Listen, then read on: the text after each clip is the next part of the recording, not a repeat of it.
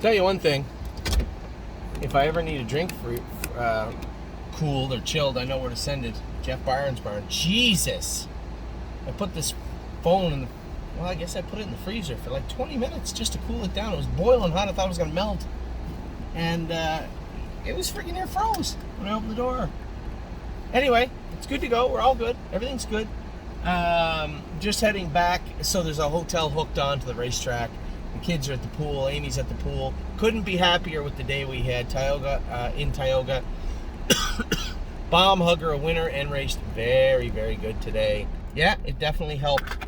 It definitely helped that a bunch of horses made breaks, but let's be honest, she's no slouch. And as I said to Amy, yeah, I got pressure on myself when these races come up because I think Bomb Hugger's one of the best, if not the best filly in New York, but eventually she'll get beat. And if it was funny, I was coming off the track and I was talking to George Ducharme, and he said, geez, I had terrible luck the last week or so, and seems like the last 8 horses we had in made breaks. And he goes, just the way it is. And I said, yeah. I said, George, you've won everything. You got to take the good with the bad. And he goes, oh, I know. He said, it's just tough to explain to clients sometimes. And he goes, how do you do it, with all our clients? And I said, well, most of our clients are in it to have a good time. And although they don't have a good time, obviously, when the horses make breaks, I also don't get a ton of hate mail. We get some. But I mean, honestly, I said, truthfully, George, if Bomb Hugger goes out and finishes 3rd today, I probably get just as many messages as I did from the win. Everybody's happy. The filly's racing good. And I know that's not a very fair sampling because she's made money this year. She's a good filly. But truthfully speaking, the more I think about it, I know a lot of these trainers get a lot of tough messages and get a lot of pressure put on themselves. But no one on earth has more clients than us. And I'm the one that puts the pressure on myself, but it certainly isn't because it's placed there by our clients.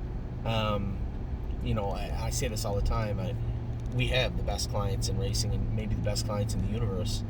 And we're lucky to have you. So, we're going to continue on. We get the 3-year-old list now. It's whittled down a little bit. Maybe 20, 25 horses on here. But I'm going to give you a little heads up about what's going on. Adrenaline Rush. We're going to find a little better class for Adrenaline Rush this week. I know there was a couple of Adrenaline Rush's longtime owners that were lobbying to stay at Mohawk and really wanted to give him another chance. But, this isn't one of those situations. I don't think it's that he doesn't like to go up the inside or, the horse, he doesn't like to be way back in the field. He doesn't like it when they go in 53 because he can't. I think that's the biggest thing. There's nothing wrong with that. What you need to do is find him races that go in 55.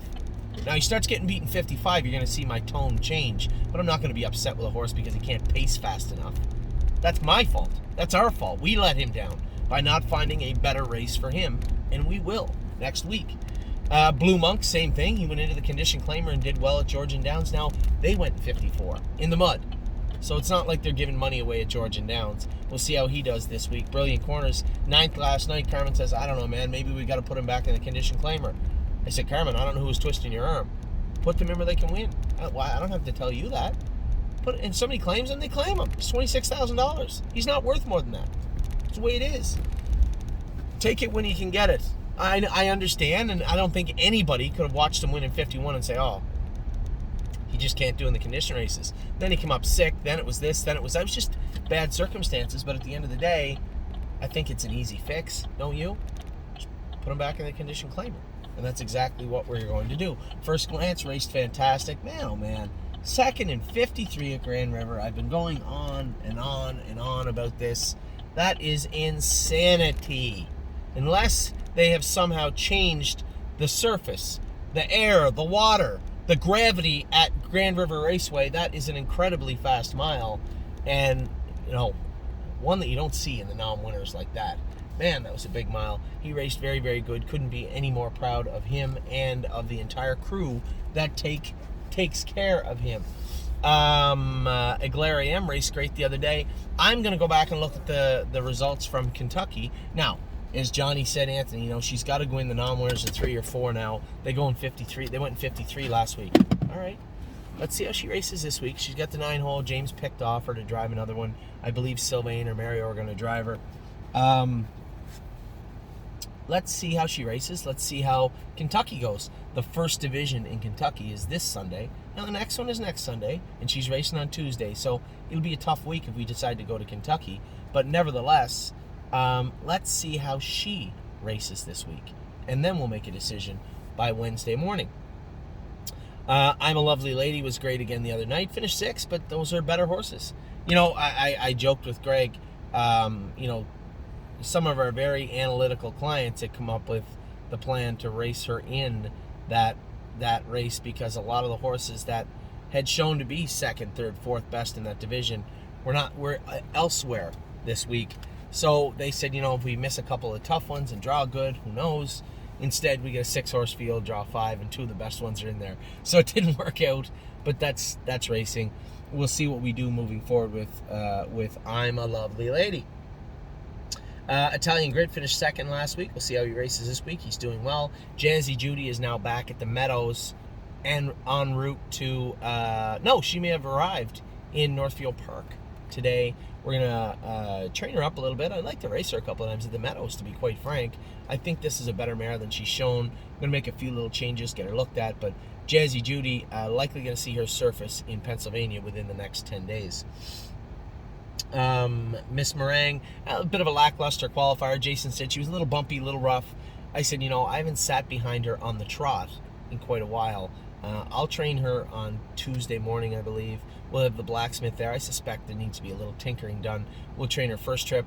We'll change the shoes accordingly and go a fast last trip with her, and then we'll see what's up with Miss Meringue.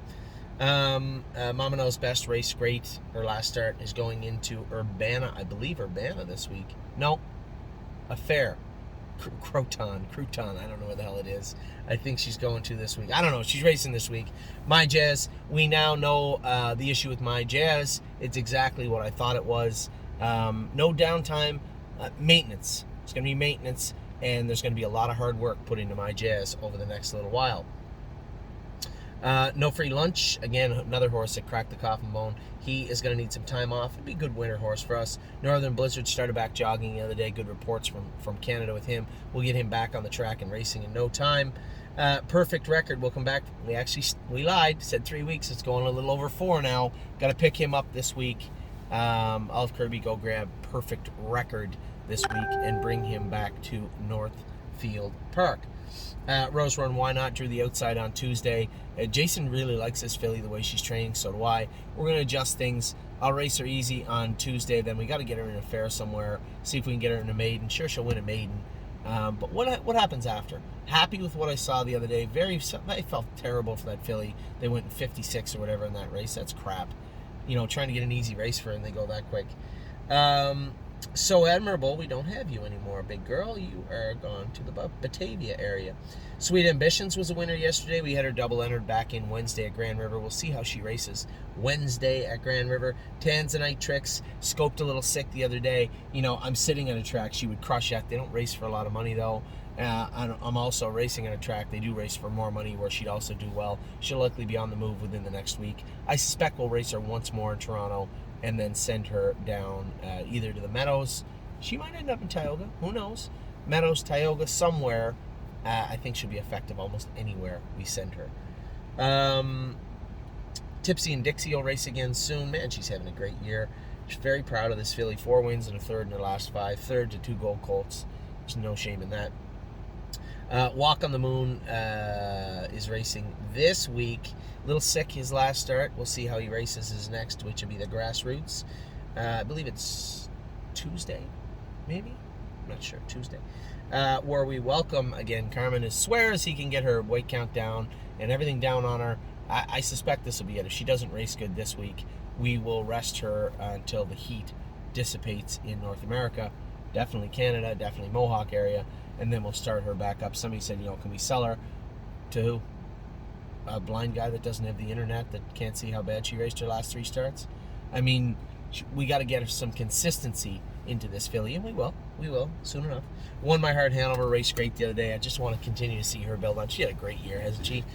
She hasn't won any stake races, but overnight she's done very, very well for us on a consistent level, and I've been very, very happy with her. So those are our 3-year-olds. I'll be back in a minute to talk about the Barns. I want to blast them out quick so I can get to the pool and play with the kitties.